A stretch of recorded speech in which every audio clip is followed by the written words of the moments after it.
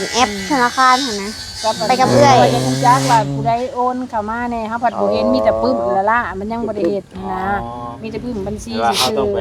ผูกกับแอปพร้อม แม่น เวลาผู้ใดโอนเงินเข้ามา เฮาก็เห็น จะ นะ ได้ ก็ ฮู้ เห็น เนาะ เนาะบ่ขอบใจเพิ่นนั่นนี่เฮาก็เห็นจักว่าเท่าใด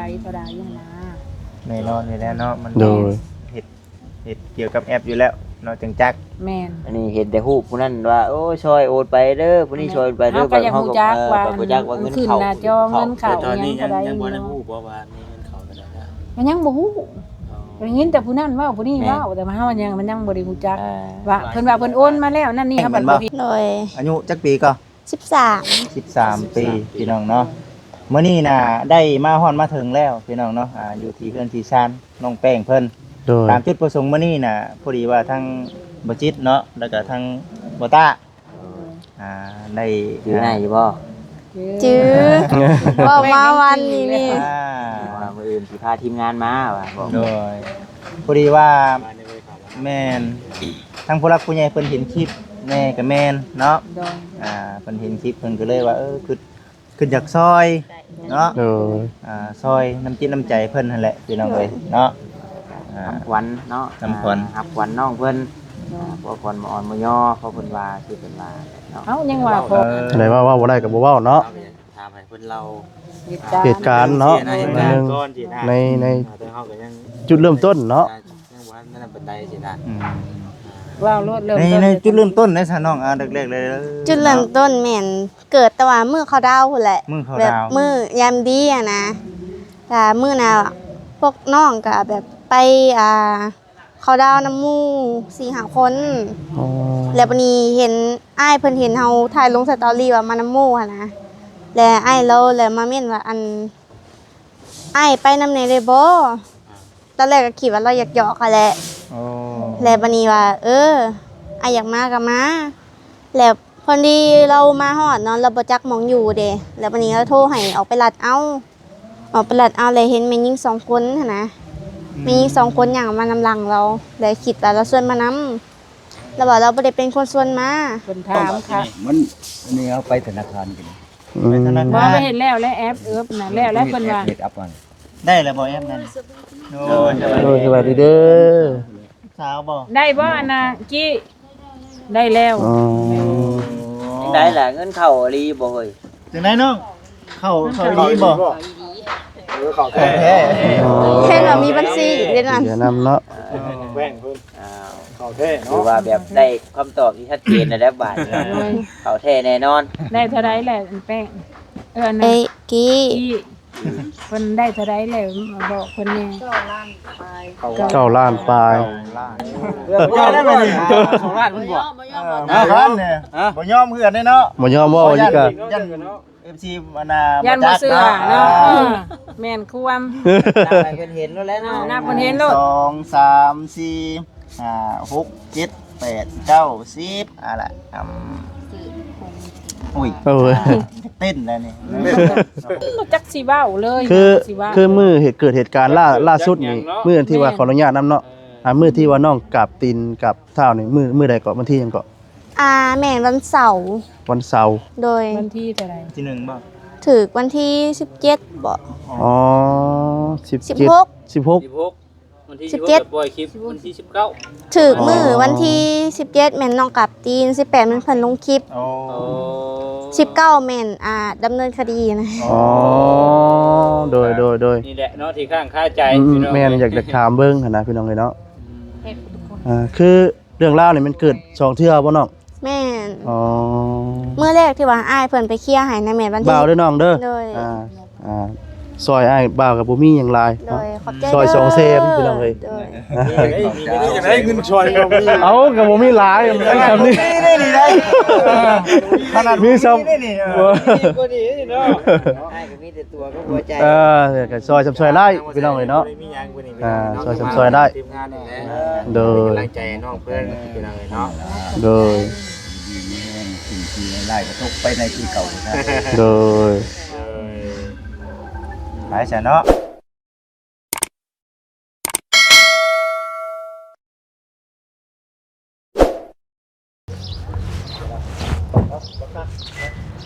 กราบทักทายสบายดีเด้อเนาะสบายดีและสวัสดีพ่อแม่พี่น้อง FC เพื่อสุขสู่คนพี่น้องเนาะมื้อนี้ก็ได้เดินทางมาหาน้องแป้งพี่น้องเนาะที่ว่าที่กระลุมเนาะทำลายเนาะร่างกายแล้วก็ให้กราบตีนเนาะหรือว่าขออนุญาตนำพี่น้องเนาะกราบตีนเนาะเพื่อสิปล่อยตัวว่าซั่นพี่น้องเนาะ4 รุ่ม 1ว่าซั่นพี่น้องเอ้ยเนาะมื้อนี้ก็ทางทีมงานมากันเบิดสุขสู่คนพี่น้องเนาะมื้อนี้ก็พอดีว่ามีทางผู้หลักผู้ใหญ่เนาะทางทีมงานเนาะมามอบเงินเนาะจำนวนหนึงพี่น้องเอ้ยเนาะแล้วก็ดีอกดีใจนำทางน้องเพิ่นพี่น้องเอ้ยเนาะเป็นจังไดเนาะไปมาแต่หาสักเหตุสักยาหรือบ่หรือว่าใดๆพี่น้องเอ้ยภาษาพี่น้องเนาะเดี๋ยวสิเข้าไปพร้อมกับทีมงานเลยพี่น้องเอ้ยเนาะภาษาพี่น้องเอ้ยพี่น้องเอ้ยเนาะกำลังสิเดินทางเข้ามาหาน้องแป้งพี่น้องเอ้ยเนาะตัวพี่น้องเนาะฝากกดไลค์กดแชร์กดติดตามด้วยพี่น้องเด้อเนาะทาง Facebook เนาะYouTube แฟนเพจเปิดทุกท่านเนาะ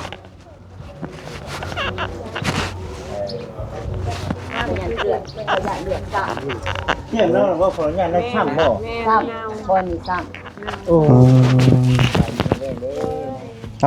ฝากนี่ไป ไปซักยาเนาะ ไปนอนแม่ก็หาขายมานี่แม่ไปแต่เช้า ไปเช้าบ่ มันเมื่อย นอนใส่ยาก่อน เป็นวิน แม่นใส่ยา ส่งทีมเอ็กซ์ดอกใส่ได้ เราจิตเข้าไปบนจิต เดี๋ยวเอาตังค์ นอนเมื่อคืนนี้บ่ นอนหวังเศร้านี่ เจ็บก็เลยพาทั้งเจ็บทั้งวินขนาดเลยพาไปอยู่เด้อมานั่งย่านมันหาสมองย่านหลายแนวขนาด กดตายตังค์กับเปื้อน พอเพิ่นไปอัน ไปซื้อที่หาเลย ไม่เห็นมาก็ได้น้องนะสิ ไม่มักยืน ๆมักเยอะ ไม่มักยืนนั่งผู้ใดบ่มีขากล้องก็ยืนเด้อผู้ใดมีขากล้องก็ เพิ่นเด้จำให้ว่าเซ็นนำเด้ ให้เขาจับให้ บ่ ได้บ่ ทางก็ได้เบิ่งเด้อ ก็ได้ว่า จับเพิ่นไปนึง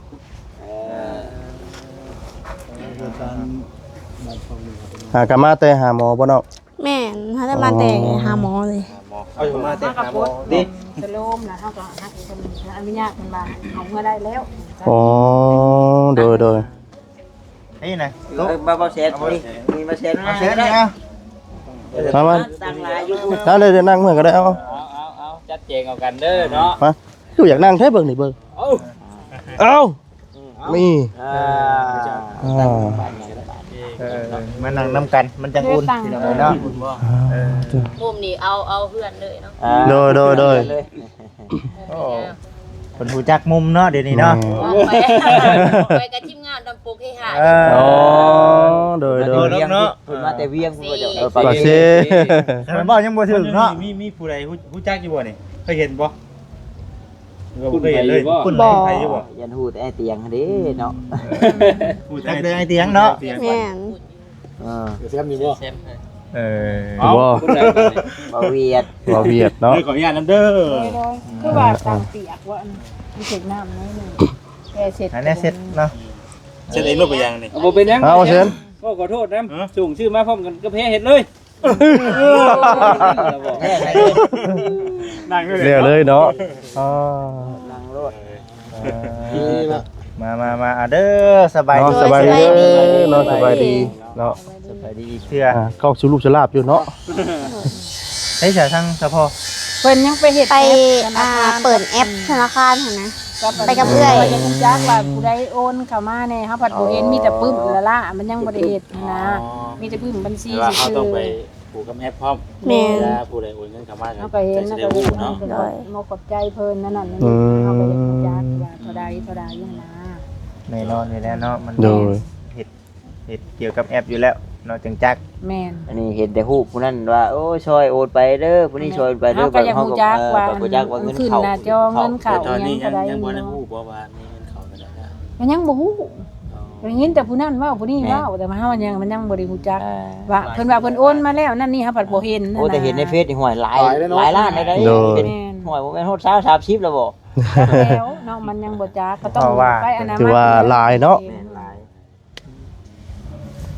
เพราะว่าในใดก็อย่าอยากเน้นเรื่องเฮือนเพิ่นนี่นะ อืม หลายนี่นะเพราะว่าผู้อื่นว่า บ่ได้ คน เป็น คนเฮาน่ะมันซองบ่เห็นมืออื่น มีหม้องพัก มือ หม้อง เนาะ เช่าที่ดี ว่าบ่ เนาะ มันชุดซะบ่มันชุดโลดนั่นแหละ ขึ้นไปมันก็โอนอยู่คืออูนคนละย่านลงพายุมาบ่ได้ก็ได้ ลงน้ำเนาะผู้เอ็นพุ่น แม่มันเอ็นนั่นน่ะเด้แต่ตอนแม่เพิ่นเสียน่ะทุกข่อยกับพักกันอยู่ตารางหมดน่ะแต่ยะคู่กับอันชบมันน่ะอยู่น่ะกับผู้เฒ่า ตอนแม่เราเสียตัวเองอะ มันเอ็นแต่พุ่นค้ำได้เนี่ยพักกันค้ำไว้นี่ค้ำไว้ได้แต่มันบวบบ่แล้วมาต่อของคำนี้ แต่ว่าดินดอนนี่ก็เป็นของเฮาเองมัน แม่ซื้อตะกี้เด้สมัยตะกี้ยังมีเฮือนหลายปานนี้ดอก เนาะมีแต่เดือนนี้บาดนี้เนาะ โดย เปลี่ยนแปลงเดือนนี้เป็นจังไดสีต่อเติมบ่หรือว่าใด บ่เลยจะเฮ็ดใหม่ เฮ็ดใหม่เด้อ เพราะว่ามัน ต่อเติมก็จงจะบ่ได้แล้วล่ะ อะไรก็มันบ่เป็นตาต่อเติมแล้ว มัน เนาะ มันนั่นไปดีดบางไรมันก็บุ้มเขาหมดแต่เด้ของมันกินหมดแล้ว มา มันดอก เฮ็ดให ไป ม่หม เลย ดเลย ของมัน20กว่าปีเหลือเฮือนน่ะแม่น โดย บ่แม่นว่าบ่แม่นว่าเดี๋ยวนี้2-3ปีเด้ตั้งแต่ยังบ่ได้มีเฮือนผู้ใดแนมไปเฮาสอดหนทางปึ๊บเดี๋ยวนี้เบิ่งลูก โดย สอดเลยเดี๋ยวนี้ เอาไม่ได้ฉันได้ฉันเป็นเอาเนาะที่ว่าเอามาฮอดมาถึงแล้วมื้อนี้ก็ได้เนาะ โดย มีหยังอยากถามทางน้องเพิ่นก็บ่จิตจะถามเนาะ น้องกันนี่แหละเนาะ ฉันเลย ขออนุญาตนะอันนี้คือผมเนี่ยโดยน้องของพ่อ น้องของพ่อบ่ อืม โอ้น้องของพ่อก็อยู่ใกล้ๆกันนี่บ่ บ่จุกข่อยก็อยู่รักเจ็ดถูกแต่ว่าร้านมันเป็นอันนี้แล้วก็จำเป็นต้องได้พาไปห้องหมอต้องหันต้องนี่แบบว่าเขาบ่มีแม่แต่น้อย เป็นได้เห็นคลิปหรือว่าที่เด็กนะ บ่ได้เห็นอันข่อยพัดว่าซื่อๆว่าจะได้แต่หาบกับโทรข่อยบ่เป็นเรื่องอื่น อ๋อ แล้ววันนี้น่ะร้านนั่นเฮียนแพทย์อยู่ห้องหมอแล้วโทรมาบอกว่านี่จะเห็นแล้วบ่อันคลิปเคิร์ฟน่ะจักแล้วตัวเองว่าข่อยบ่ได้เป็นเฮ็ดอันนั้นอันนี้วันนี้ก็มันก็ส่งมาให้อันลูกสาวเบิ่งว่าแม่แป้งได้อันนี้หันว่าซั่น โดย แล้วก็เด็กแหละหลานโทรมาหากับเพราะว่ามื้ออื่นเช้าบ่ได้ยาจังสิไปว่าซั่นคือมื้อเช้าก็มาแต่เช้า2มื้อแล้วบ่ได้เห็นยังเห็นแต่อยู่นี่แหละ อ๋อ ก็มื้อนี้เพิ่นมาฮอดเพราะว่าวินเพิ่นว่าเมื่อยไปห้องหมอมันฮุบ ถือว่าบัดนี้ก็ถือว่าไปหาแพทย์หาหมอเรียบร้อยแล้ว แม่ เนาะ เป็นเอ็กซเรย์เบิ่งบ่ได้มีแนวหักแนวเตะเขาบอกว่าแบบมันซ้ำเน่ามันแนวซื่อๆน้อยแบบเขาซ้ำในนะแล้วก็ไปเพิ่นก็ใส่ยาใส่หยังให้แล้วครบหมดแล้วเพิ่น เบิดเท่าใดเท่าน้อง มันก็ประมาณ700,000พอดีเลย 7เซน 7 เซน บ่ได้ไล่ค่ะยังไม่ได้ยาล้วนๆ700,000นะคะสำรองจ้างมาอีกเพิ่นอยากได้แสนนึงเอาโอ้ยขอน้ำแล้วมันมีเงินแต่60,000นี่จะได้ทราบว่าเอาแล้วว่าเอาซอยกันแล้วว่า มัน เอาแต่น้ำมัน เสียดายเนาะพี่น้องเนาะเสียดายที่ว่าตอนเป็นใหม่ๆบ่ได้ไปซักพี่น้องเนาะ โดย บ่ได้ไปพ่อแล้วก็คือนั่นแล้วก็เกิดเพิ่มบ่จักอีหยัง เฒ่าแล้วเนาะ เฒ่าแล้วก็ลงๆลืมๆไปแล้วเป็นพญาธิเนี่ยมันบ่คือแม่ยิงนะเฮามาเฮาก็ต้องสังเกตดูลูกเฮาเป็นใด เนาะ ๆนะบัดลาวผัดภาษานี่นะผู้ชายอยู่เฮือนแต่กับ3พ่อลูกนี่ เพิ่มเป็นเพมนั่นแหละ เพิ่มเป็นเพม พี่น้องเอ้ยเนาะมื้อนี้เด้อพี่น้องเด้อเนาะทางบ่จิตเนาะพร้อมด้วยทางทีมงานเบาแซนเด้อเนาะเป็นทีมงานหมู่บ้านเดียวกันกับทั้งไอ้เตียงเพิ่นนั่นแหละเป็นยูทูบเบอร์สายบุญเนาะกับพอดีว่าเห็นคลิปแน่ก็แม่นพี่น้องเนาะตามที่ว่าทั้งน้องแป้งแม่นบ่ โดย อายุจักปีก็ 13 13 ปีพี่น้องเนาะมื้อนี้น่ะได้มาฮอดมาถึงแล้วพี่น้องเนาะอยู่ที่เพื่อนที่ชานน้องแป้งเพิ่น โดย ตามจุดประสงค์มื้อนี้น่ะพอดีว่าทั้งบ่จิตเนาะแล้วก็ทั้งบ่ต้าได้ อยู่ไหนอยู่บ่ จื้อว่ามาวันนี้นี่ ว่ามื้ออื่นสิพาทีมงานมาว่าบอก โดยพอดีว่าแม่นทั้งผู้รักผู้ใหญ่เพิ่นเห็นคลิปแม่ก็แม่นเนาะเพิ่นเห็นคลิปเพิ่นก็เลยว่าคืออยากซอยเนาะ โดย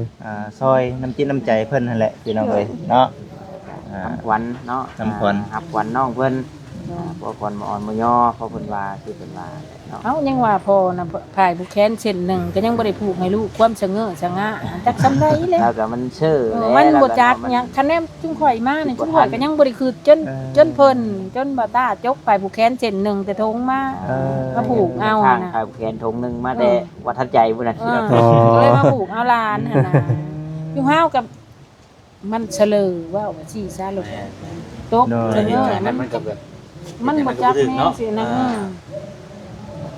มันบอกบ่ถูกหมายความสิว่า เป็นแบบเป็นกระทันหันเลยนะแล้วเฮ็ดหยังบ่ถูก วิทย์เคราะห์วิทย์เห็นแล้วบัด แม่ นี้เนาะ เนาะ มีแต่ให้มีแต่สิ่งดีๆเข้ามาบัดนี้เนาะ โดย แม่ ถามไม่3คำเลยเด้ เด้อ สามไว้สามคำเลยได้มื้อนี้ โดย ยามยามดีเนาะ ยามดีเนาะ สาธุเนาะ เนาะเรื่องที่มันเรียวไล่ก็คือให้มันผ่านไปเนาะ โดย ก็คือว่าพี่น้องเนาะเรื่องราวเนาะของทางน้องแป้งก็ที่ผ่านมาเฮาก็เห็นอยู่เนาะพี่น้องเนาะแล้วก็สิบ่เว้าถึงก็ได้เนาะ ถามก็ได้ถาม ฮะ ถามน้องเพิ่นเล็กๆน้อยๆ เล็กๆน้อยๆก็ได้เนาะ อันใดที่ว่าน้องเพิ่นเว้าไล่ก็เว้า อะไรว่าบ่ได้ก็บ่เว้าเนาะ เอาไปถามให้เพิ่นเล่า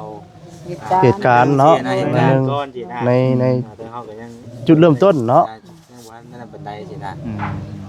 ว้าวรถเริ่ม ในจุดเริ่มต้นในซะน้องแรกๆเลย จุดเริ่มต้นแม่นเกิดแต่ว่ามื้อเขาดาวพุ่นแหละ มื้อเขา แบบ ดาว มื้อยามดีอะนะแต่มื้อน่ะพวกน้องก็แบบไปเขาดาวน้ำหมู่4-5 คน อ๋อ แล้วบัดนี้เห็นอ้ายเพิ่นเห็นเฮาถ่ายลงสตอรี่ว่ามาน้ำหมู่หั่นนะแล้วอ้ายเราแล้วมาเม่นว่าอ้ายไปนำไหนได้บ่ตอนแรกก็คิดว่าเราอยากหยอกอะแหละ โอ้ แล้วบัดนี้ว่าอ้ายอยากมาก็มา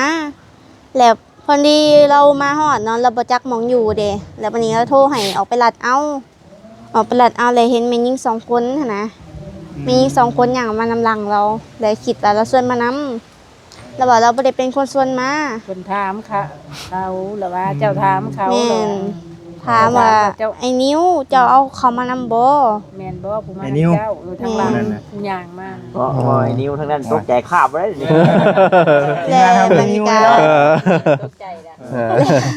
มีผู้ซื้อ แล้วบรรยากาศแบบแล้วก็ว่าดูอันอ้ายบ่ฮู้เด้บ่ได้ชวนเขามานำ บ่จักเขาอีกเนาะ แม่นแล้วบัดนี้น้องก็แบบว่าเว้าแบบตามที่น้องเว้าหั่นล่ะแล้วบัดนี้น้องก็ว่าอยากให้เขามาก็มาเฮาก็บ่ได้ว่าหยังหันนะพอดีมาแล้วบัดนี้ เขาเข้าใจว่าพวกน้องนั้นนินทาเขาหั่นนะน้องกับพี่น้องแล้วก็อ้ายน้องหั่นนะเขาคิดว่านินทาแต่ว่าที่จริงแล้วบ่ได้นินทานะน้องถามอ้ายซื่อๆแบบเขาเข้าใจผิดหั่นนะแล้วบัดนี้ มาฮอดประมาณวันเสาร์นี่แล้วแบบที่จริงน่ะมันมี2เทื่อนะที่แบบเขาลงมือนะ เขาตีเพิ่นเทื่อที่2ได้ อันนี้คือที่สองล่าสุด แม่น แม่น เทื่อ เทื่อที่1น่ะใครแต่ว่ามีอ้ายหั่นนะเราไปเคลียร์ให้ อ๋อ แล้วจังแบบบ่ได้ตีกันหั่นนะวันนี้มาเทื่อที่2เลยแบบ เขาก็ยังเครียดไว้ตะกี้พุ่นแหละ สิไปว่าเพิ่น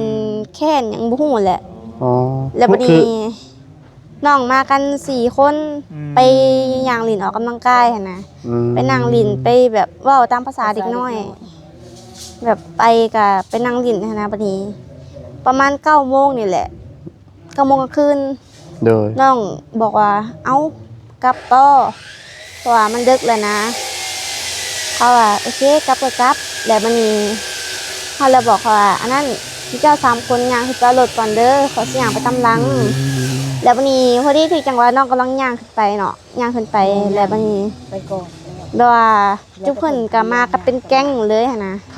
น้องย่างผู้เดียว คนเดียว แม่น รอจังหวะอยู่นะนก แม่น บ่ก็คือให้น้องเพิ่นอยู่ผู้เดียวก่อน ทีมงานนั่นน่ะซ่อมอยู่แล้วเนาะ ถือว่าถือโอกาสนะเนาะว่าไงกัน แต่ เนาะ บัดนี้เขาก็แบบมาแล้วก็แบบเว้าบ่ได้เว้าหยังเลยนะเรื่องเว้าก็เว้าว่าแม่นพวกเจ้าแม่นบ่แบบนินทาค่อยหั่นนะ อืม และบัดนี้ก็น้องก็บ่ได้เป็นคนเว้าแล้วเขาเว้าว่าแม่นเจ้าหั่นแหละแล้วก็แบบเขาก็มากัน3 คนใส่เลย แล้ว ตีกันก่อนนั้นแล้วเขาจังอัดคลิปได้ อ๋อ เดี๋ยวสุดท้ายแล้วอัดคลิปนะ แม่เป็นตอนสุดท้ายแล้ว ตอนตีแรกๆลีจะคนเนาะ ก่อนแล้ว ตีแรกนี่กัน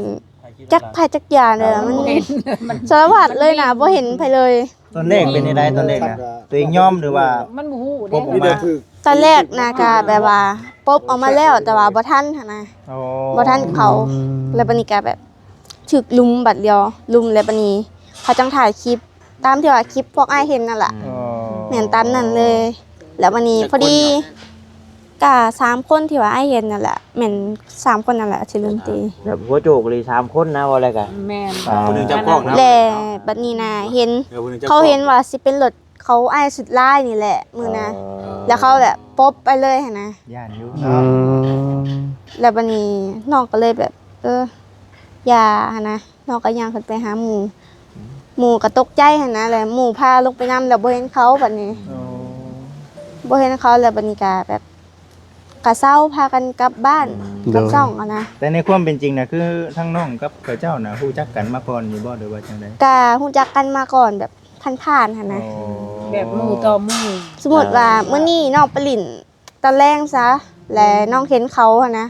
แบบยังบ่ได้ผิดกันน่ะก็ทักกันหาอุ้ยจะมาแต่ไสหยังประมาณนี้นะ อืม กินข้าวแล้วบ่ไปนั่นไปนี่บ่นะก็ถามแบบปกติการทักทายหั่นนะ บัดที่นี่น่ะคือในเรื่องตอนตีกันน่ะผู้ชายที่ว่ายังอ้ายบ่ แม่น ชอบ ถึกชอมคือกันเนาะพุ่นน่ะ แม่ เนาะ นอันคนที่ว่ามาสิไปคนที่ว่าเป็นผู้ชายนะแม่นซ้อมอ้ายของน้องแบบเราเขามาปกป้องหั่นนะแล้วมาช่วยแต่ว่าช่วยบ่ทัน โอ้ เขาผู้บ่าวเขาหลาย ห ค ลาน ยคนเนาะ พวกที่ว่ามักใส่หมวกกันน็อกหั่นนะ อืม เด็กสั่งบ่เขาเอิ้น มีแกล้งเด็ก นั่นแหละ งเด้ แจ้งอีก วันนี้เขามา เกิดกันยัง แล้ววันนี้เขามา มาเติม มา ทุกค แล้ว น วัน บ่ นี้แบบตอนแรกแล้วก็มาปกป้องเอาเฮาหั่นแหละจากผู้หญิง3คนนั่นน่ะนะ อืม แล้วผู้เดียวแบบปกป้องหั่นน่ะวันนี้บ่ทันแหละพากันแล่นนะแต่ว่าน้องอะไรบ่ทันก็เลยว่าถือผู้หญิง3คนนั้นลุมตีก่อนเดี๋ยวจังถ่ายคลิปนะ เดี๋ยวผู้ชายคนนั้นที่ว่าผู้อ้ายน่ะคืออยู่ชายไสเป็น เดี๋ยวนี้แม่นเพิ่นไปเฮ็ดเวียกแล้ว ไปแล้วพุ่นน่ะ แม่น เราก็ถือ เฮ็ดเวียกเป็นแอร์รถเมล์เด้ ตัวเนาะเราก็จะไปเราก็ไปให้การกับตำรวจนี่ อ๋อ ไปสอบสืบสวนแล้ว พุ่นนั้นน่ะคือจบไปแล้วพุ่นน่ะเนาะ แม่นเรื่องเรา แล้วก็พ่อฮู้แล้วบ่บัดนี้ว่าผู้กรณีอยู่บ้านใดบ้านใดบัดนี้ บ่ฮู้มีแต่ว่ามื้อตัวว่าน้องไปให้ปากคำนะเพิ่นพวกอ้ายตำรวจเราได้จับมาแล้วนะจับได้3คนเลย จับแล้วเนาะ แม่นตอนนี้แม่นอยู่นคร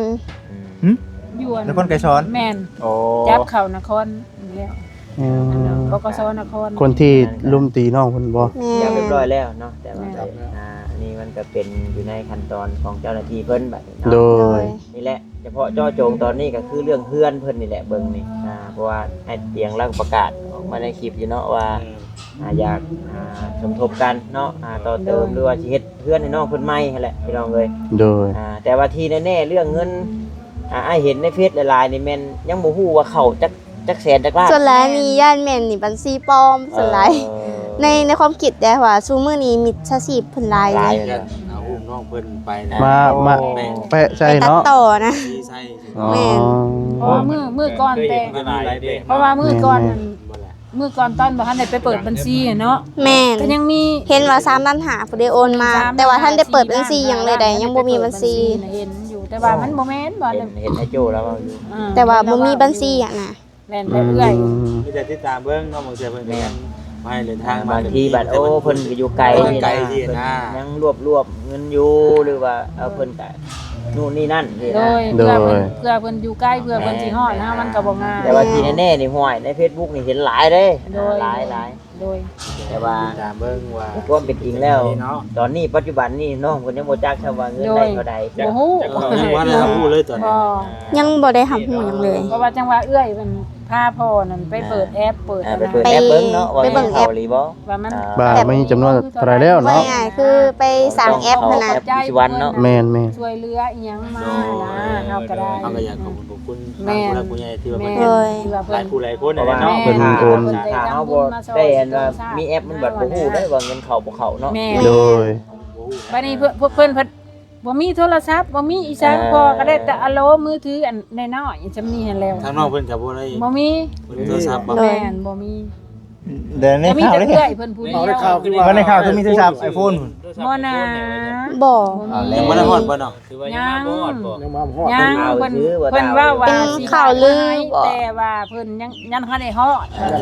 น่าจะเป็นข่าวลือบอกกับแบบปลอมแปลงซื่อๆนะ แม่น บ่ทัน ในบ่อย่างไร แม่น โดย แต่เพิ่นสิ เพราะว่ามันยังอยู่ในขั้นตอนเพื่อน แม่น ถึงเดินทาง เพิ่นว่าเพิ่น ฝากมาให้เด้ เพิ่นน่ะเพิ่นสิว่ามาอยู่แต่ว่าบ้านฮอดมันจังไดนะ ว่าเรื่องนี้มันกำลังแบบมันร้อนอยู่สินะพี่น้องมันกำลังเดือดมันกำลังเพื่อสิมาฮอดเฮาเนาะ โดย ชัดเจนนั่นนี่เป็นบ่หลายอย่างไอ้แนวเดี๋ยวเพิ่นสิมาฮอดเฮา โดย เดี๋ยวติดตามรอเบิ่งไปก่อนเนาะ โดย บ่ได้ว่าพุ่นว่าพี่ดอก โดย แต่ว่าเพิ่นว่าเพิ่นสิพากมาให้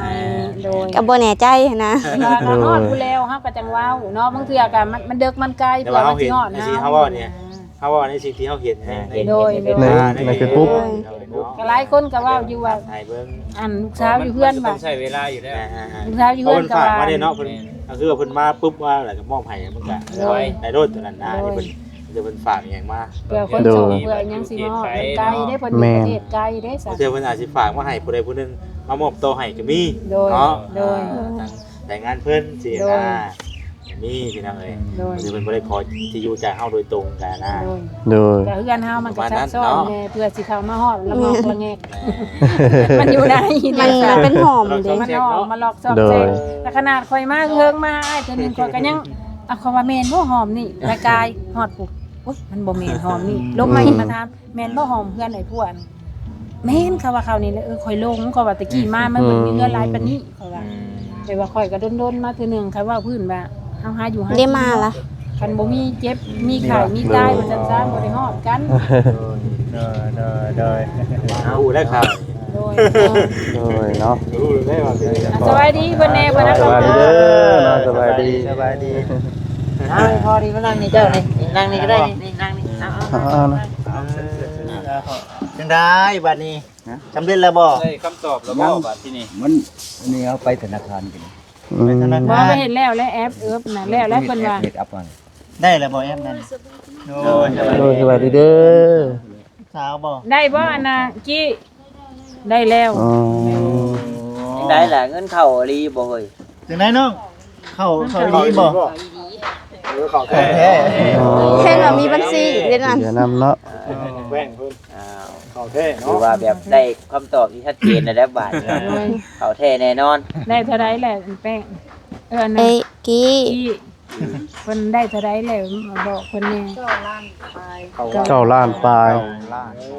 ได้9ล้านปลายพี่น้อง โดย เอาที่ว่าหลายๆคนเพิ่นโอนเข้ามาเนาะ โดย อันนี้คือน้ำจิตน้ำใจ โดย ทั่ว คนเพิ่นส่งมาผู้เล็กผู้น้อยเนาะ โดย เลย ขอมกขอบใจเพิ่นหลายๆแล เล เนาะ ยขอบใจหลายเด้อ ได้อันซอยอันนะน้องแป้งแล้วก็พอได้อันนั้นพอได้ว่าสิทั้งกินปัวทั้ง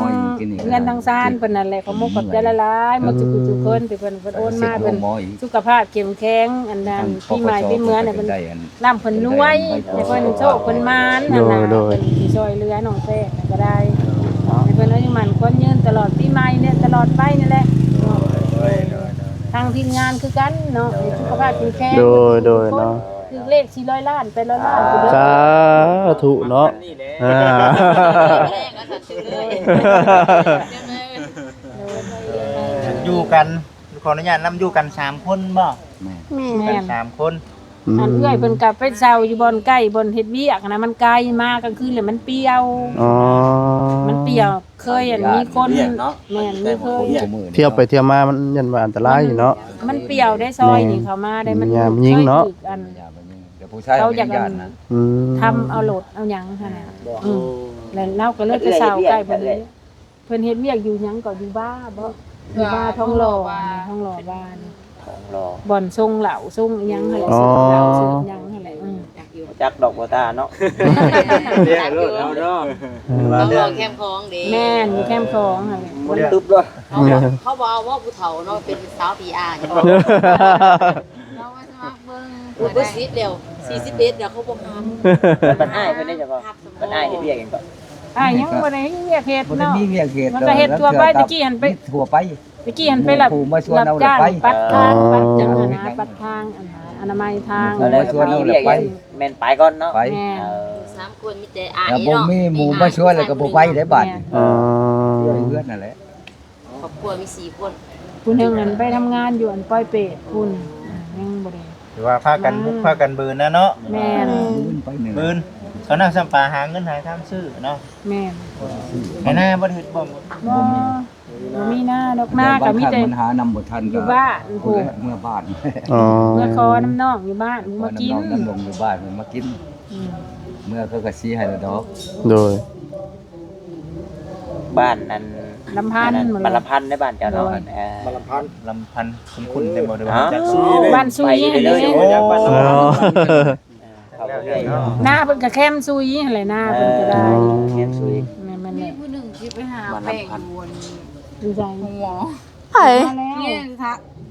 ส่งบ่อเลยพวกเขาบดอันเขาบ่อ เบิ่งหน้าเฟซ มากินนี่ว่าสิ ออกมาแต่ห้องหมอเลยพี่ บอกเพิ่นโลด ออกมาก็ออกมา ไปห้องหมอใช่ก็ซั่น เขาไปหา เป็นหมอแขวง หมอแพงนี่แหละ แต่ว่าหมอเพิ่นก็แทงบ่ถึงเส้นเลือดเฮา บอกกับเจ้าไหมเนาะมาฮอดเฮือนแล้วว่าซั่นเนาะตามมาอยู่เฮือนเด้อบ อ เนาะ กแล้วแต่เขาบ่เบิ่งซ้ำ เนาะตาม เพราะ มา ว่าไอ้ เจ้า โจไอ้โจเราเป็นคนบอกว่าอันทำไอ้เตียงแน่นะเราอยากหัวเนาะใส่ เดี๋ยวเตียงเยอะ ไอ้เตียงบ่เดี๋ยวบ่ไอ้เตียงบ่ เตียงหรือเตียงนี่แหละ บ่เตียง อ๋อ โอ้ย โอ้ยไอ้เตียง เตียง อยู่เพื่อนดีกัน โดยเข้าใจอะไร บ่แล้วเว้าอยู่ตอนบ่ายเพิ่นแหละอ้ายสิลงไปว่าซั่น อ๋อโดย เดินทางกลับมาเนาะ เนาะไปเด้อเนาะ ท่านทุกคนเนาะ ทาง แม่น ทางอ้ายจะได้ซะทางจับกล้องทางนั้น อ่าเนี่ยก็แห้งหมดเนาะ อาจจะพ่ออยู่นะมั้ง ไปแล้วคอยว่าเอาก็ได้คอยอยู่ใกล้ โอ้ยเจ้าน่ะต้องเอาแล้วล่ะ ขอบใจอ่ะ ดีน้องก็หน่อยก่อนก็ได้เนาะ โดย มาใช่มาเว้าเรื่องเวียกเรื่องงานเฮาก่อนก็ได้ ตั้ง จ้ะ ก็ได้บ่ได้ ผู้เดียวจุดประสงค์มามื้อนี้ก็คือว่าเด้อเนาะเดี๋ยวสิ เอา เอา มโนกันไปไว้ก่อนครับ โดย ไม่ก็ได้ไม่ก็ เดี๋ยวไว้อยู่นี่ก็ได้นี่ ที่นี่ก็ได้เนาะ มันจะว่าเวียกเพิ่นนั่น เออ เพิ่นไปตำลังก็ได้ ไอ้เตียงก็กำลังสิมาเนาะพี่น้องเนาะมา ๆเราหูซ้ำว่าตอนนี้ยังอยู่ห้องหมอหรือบ่เขาหายยังบ่ติดซ้ำ โทรให้บ่ตาได้โทรหา แสด เด้ ง อ ว่า ตา ยังอยู่ห้องหมออยู่ สงสัยเราไปหาหรอกหาบ่จักอยู่แต่ละติด พอเราบอกอันแป้งอยู่หม่องไหนอ้ายเราหาอยู่ อ๋อ น้องแป้งเพิ่นมาเฮือนน่ะเด้ออ้าย ตามหาเนาะตามหาคนบ่อยู่บนซ้ำสิหาเนาะ แม่นตึกนั่นตึกนี่ก็บ่เห็นได้ ยังบ่ได้รับเป็นเพื่อนเลยอยากติดต่อกันยากอยู่ เอ เด้อ อืม เพื่อนนั้นบ่เข้าเบิ่งบ่อยากเห็นเด้ แม่นเลยเนาะ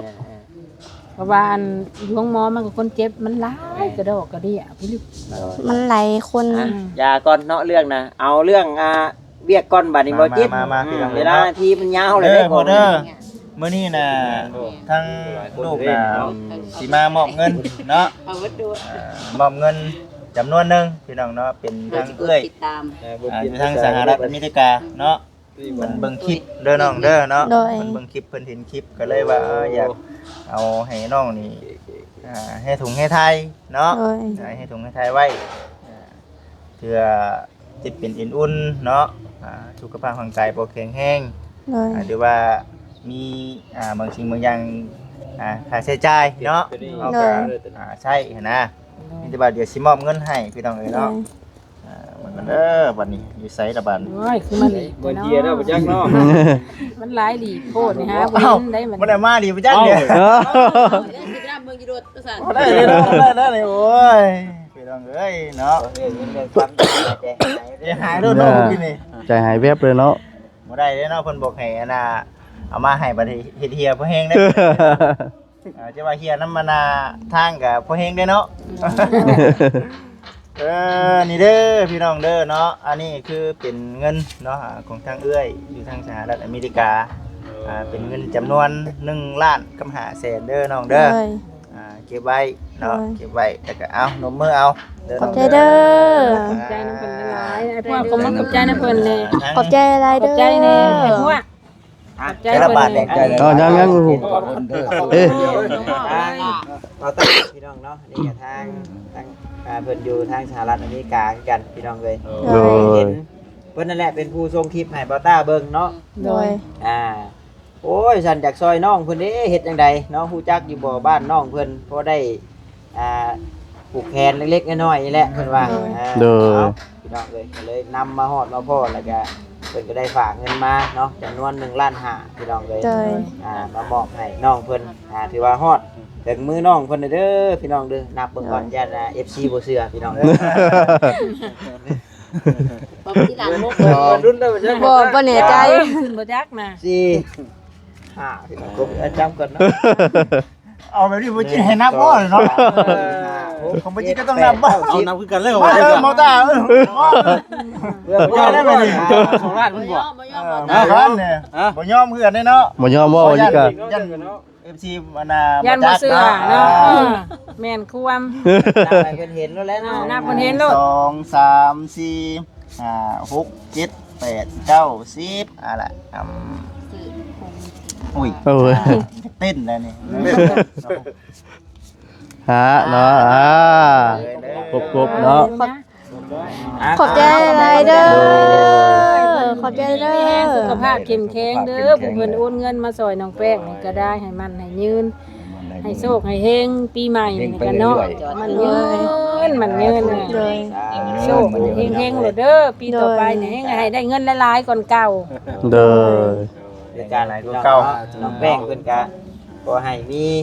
ผู้รักผู้ใหญ่เนาะช่วยเหลือผู้ทำคำสู้ โดย โดย เรื่องซ่านให้มันแล้วมันทั่วบาดนี้พี่น้องเนาะขอให้ความฝันเป็นจริง โดย โดย ขอให้พบเจอแต่สิ่งดีๆบาดนี้ โดย มีแต่สิ่งดีๆหลั่งไหลเข้ามาในชีวิต โดย ขอเขียนเห็นให้ก็ขอให้วิทย์ให้ว่างบาดนี้ โดย โดย ก็ถือว่ามามอบให้น้องเพิ่นฮอดน้องเพิ่นเด้อพี่น้องเนาะก็ร่วมกันกับบ่จิตก็ตกอยู่จำนวนหนึง3ล้านกีบพี่น้องเนาะ3ล้านกีบ แสนหูเด้อทรัพย์ตัวนั้นตัว ก็นี่แต่ว่าเนาะถ้าว่าพอได้จับได้จ่ายอยู่ก็นี่แหละพี่น้องเอ้ยแต่ว่าช่วงนี้ที่เฮ็ดเรือนเฮ็ดชาติก็เก็บโฮมกันไว้พี่น้องเนาะเก็บไว้ใช้ในทางที่เป็นประโยชน์เด้อน้องเด้อ เลย เพราะว่านี่แหละพี่น้องเอ้ยเนาะเพื่อนชาติเฮาก็คือเห็นนั่นแหละพี่น้องความมีคนอยากสดอยากซอยเอาแล้วก็ได้ หลักๆเนาะ โดย ของน้องแป้ง เฮ็ดเอานี่แหละพี่น้องเนาะในใดมันดีๆบัดนี้ในใดมันบ่ดีก็ทิ่มป้าไปนำบัดนี้เนาะเก็บเอาแต่สิ่งดีๆได้บัดนี้ โดย เอาในนั้นแหละซะเนาะบ่ตาเองก็ได้ เลย พอก็อยู่ดีมีแห้งทั้งเอา โอ้ยอยู่ดีไม่แห้งเนาะ ลูกใช่ให้ลูกให้เต้านี่แหละพ่อเอ้ยเด้อ โดย โดย นานๆไป เยอะเอาอยู่ดีไม่ อยู่ แห้ง ดีไม่แห้งเนาะ ขอเก็บภาพแน่เนาะเดี๋ยวแคป กล้องว่าที่กล้อง ที่ละกล้องบ่แซนก็ได้ไอเตียงไอโจ ได้อาจจะเนี้ยไปใช้ไหน1 2 3 นี่ทางนี้ไล่มา มากล้องนี่เด้อไปจากตาลีเลยเนี้ยทางอื่น1 2 3โอเค แล้วเฮาเก็บเอาล็อกเฮานะบ่ยากดอกน้องนุกให้น้องแป้งนุกมือก่อนเนาะมันจังครับก็ได้ใช่พี่น้องเนาะ ถ่ายตอนนกผู้ดีเด้อผู้ดีงาม1 2 3 โอเค โดยเนาะ ได้แล้วสำนี้ก็ได้นี่จะว่าโอกาสหน้าโอกาสใน โดย นี่ยังจะถามต่อบ่แซน บ่ฮู้จักแล้วก็ถามน้องลืมเด้อเพราะว่าบ่ทราบถาม ขออนุญาตใครๆเนี่ยแหละนี่ โดยกะยังเจ็บอยู่ โดยเลาะเบิ่งก่อน กว่า เนาะ เศร้ากินยาแล้วก็เจ็บนะ แบบ ปวดต้นโตตามห่างกายแบบมันซ้ำใน ซ้ำในเนาะ แม่ อันนี้นี่ก็ซ้ำมาเลยอันนี้หน้าอันนี้ยังไข่แห้ง เขียว หน้ายังไข่อยู่เพราะว่า ยังเบ็ดหน้าบวมเนาะหน้าบวมหน้าเขียวอยู่พี่น้องเอ้ย นี่นะคอยว่ากันยังว่านี่นะนี่นะกายแมนวานจกถือกระโบงคอยจนบ่จักสิเว้าเลย คือมือเกิดเหตุการณ์ล่าสุดนี่มื้อที่ว่าขออนุญาตนำเนาะมื้อที่ว่าน้องกับตีนกับเท้านี่มื้อใดก็วันที่หยังก็ แม่วันเสาร์ วันเสาร์ โดย วันที่เท่าไหร่ ที่1บ่ ถึกวันที่17บ่ อ๋อ17 16 วันที่16ปล่อยคลิปวันที่19 ถึกมือวันที่17แม่นน้องกับตีน18แม่นเพิ่นลงคลิป โอ้ 19แม่นดำเนินคดีนะ อ๋อโดย นี่แหละเนาะที่ข้างค่าใจพี่น้อง แม่นอยากถามเบิ่งหั่นนะพี่น้องเอ้ยเนาะคือเรื่องราวนี่มันเกิด2เทื่อบ่น้อง แม่น อ๋อ เมื่อแรกที่ว่าอ้ายเพิ่นไปเคลียร์ให้นะแม่นวันที่16แล้วบ่ได้เกิดหยังน้องก็คิดว่าน่าจะจบแล้ว แต่ว่าแม่นพวกเพิ่นบ่จบเด้ที่19ที่17แล้วมาต่อนะต่อแล้วแม่นตามคลิปที่พวกอ้ายเห็นเลย โดย นั่นแหละพี่น้องเอ้ยเนาะเรื่องนี้มันก็เป็นเรื่องที่บ่อยากให้เกิดขึ้นอยู่ในสังคมเด้อพี่น้อง ก็ยังบ่ เนาะ วิดของแนวเดท ต้นแดดต้นฝนอยู่นั่นเนี่ย พอดีว่าผ่านไขมัน เบิ่งเด้อน้องเด้อไปใส่มาใส่ก็ได้เนาะระมัดระวังนำได้บัดนี้เนาะระมัดระวังได้ ย่านเขาเครียดเขาอันยังบ่ได้ยังว่าเนี่ยจังว่าเพิ่นบ่อยากให้เพิ่นไปสิได้นะย่าน ว่านั่นเห็นนั่น คันเห็นอยู่ไสเลยบัด ยังมี ยั คน งสินั่นอยู่ดีนี่นะ ก็ยังคูอยู่บ่เดี๋ยวนี้ คู่อยู่ เอาต้องไปเห็นคนบันทึกเลย เอาก็เดี๋ยวว่าถูกจับแล้ว เป็น ยังมี บ่ ยังมีอีกกลุ่มหนึ่ง ทีมงานเพิ่นน่ะหลาย ทีมงานเพิ่นน่ะแล้ว อันนี้ก็ ที่ได้ยินสื่อทีมงานว่าอย่าง38บ่ มาจากยาวนะ ตัวยาวๆวะนี่วะ เอาแล้ว ถือว่ายังถือกลมคูอยู่เนาะนี่เนาะ แม่น บ่แล้วก็ผู้กรณียังคู่อยู่ตอนนี้ แม่น ยากดอกฮอดเจ้าหน้าที่เพิ่นน่ะ แม่ มี แล้ว เกิ ก็ ด ยัง หยัง ว่า ขึ้นมาเพิ่นก็ว่าผู้นั้นเด้ ใครหรอกมีจดในบทบันทึกไว้เรียบร้อยเนาะทั้งเจ้าหน้าที่เพิ่นดำเนินการอันนี้เงินบ่าวเด้อน้องเด้อ โดย ซอยอ้ายบ่าวกับบ่มีหยังหลาย โดยขอบใจ ซอย เด้ สองเซนพี่น้องเอ้ย โดย จะได้เงินชอยเรามี เอากับบ่มีหลายแบบนี้ นี่นี่ได้ขนาด มีซ้ นี่นี่ ก็ดีเนาะอ้ายก็มีแต่ตัวก็หัวใจ ก็ซอยซอยไล่พี่น้องเอ้ยเนาะ มีหยังบ่นี่ ซอยซอยได้ ทีมงานนี่แหละ โดย กำลังใจน้องเพิ่นพี่น้องเนาะ โดย สิ่งที่ไล่กระทบไปในที่เก่านะ โดย หลายซะเนาะคือสิประมาณนี้เดี๋ยวสิรอเบิ่งก่อนนะ เพิ่นมาซานเนาะ ยาว พี่น้องเนาะ สบายดี พี่น้องเอ้ยเนาะ ขอบใจหลายเด้อ โดยใจลายเนาะโดยเนาะ ที่ว่าทั้งผู้ช่วยเหลือทั้งผู้ยังขอบคุณกับใจหลายๆเนาะ โดย สุขภาพเข้มแข็งอยู่ดีมีแรงหมดทุกคนเลยเนาะที่ว่าให้การช่วยเหลือน้องแป้งนะเฮาก็บ่ได้ลืมบุญลืมคุณเพิ่นนะ โดย ขอบใจหลาย นี่แต่ปวดทั้งหมด ทางน้องเพิ่นจริง โดยแล้วในนี้เพิ่นว่าคำพูดเลยเอาขึ้นมาเป็นแบบนี้ ไปเฮ็ดงานน่ะน้องตอกได้แล้วเนาะ น้องอันทำไมว่า พี่น้องเอ้ยเนาะเกิดซานเป็นเซเนาะนั่นลักเกิดเบอร์นั้นเนาะพ่อโอ้โดยพี่น้องเอ้ยเนาะพี่น้องเอ้ยเนาะแต่ถือว่าน้องเพิ่นก็ได้ไปหาแพทย์หาหมอไปสักยาเป็นที่เรียบร้อยพี่น้องเอ้ยเนาะพี่น้องเอ้ยทั้งน้องเพิ่นก็เนาะตอนนี้ทั้งผู้ใหญ่ใจดีเนาะหลายๆท่านเนาะที่เข้ามาช่วยทั้งน้องแป้งเนาะทาง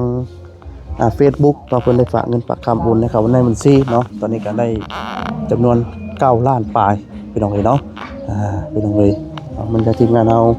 ก็มามอบให้ก็ได้อยู่ประมาณล้าน100ล้านพี่น้องเอ้ยเนาะ